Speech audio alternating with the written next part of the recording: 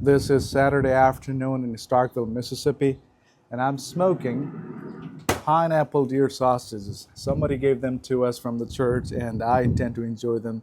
I've never had them, so kind of excited about that. But while I was doing that, a thought crossed my mind, and I thought I should make a video while I wait for that to be done.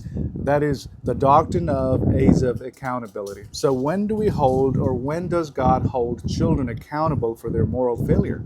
And this is a very interesting topic. Many people have debated and many people have expressed their thoughts about this.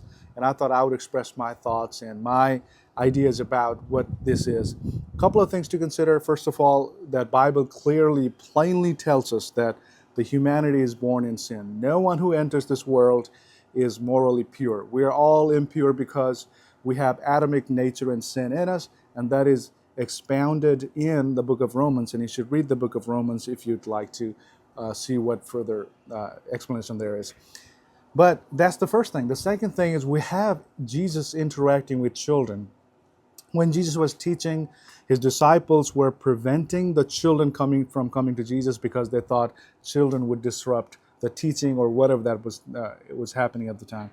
And then Jesus says something striking. This is what he says. He says that the kingdom of God belongs to such as these.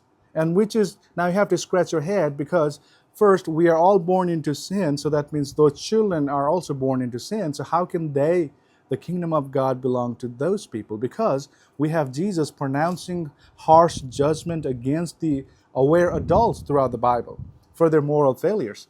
So this is a striking tension, and that can, I think, only be resolved by this. This is my position. I think we can hold children accountable or consider them to be held accountable by God when they have a full, mature comprehension of their moral failure as well as the consequences of those moral failures. So I think they should understand that what they're doing is culpable. They should understand that it has consequences. Now, children have limited consequences because if you discipline them, if you have children, they know that they will be disciplined if they do something wrong. But they don't have full developed idea of moral failure.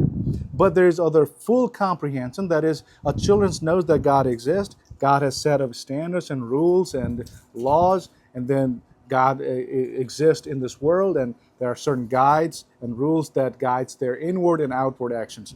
When one understands all of those, then I think they can be held accountable for their actions, for their moral failure, and for their moral failure to worship God.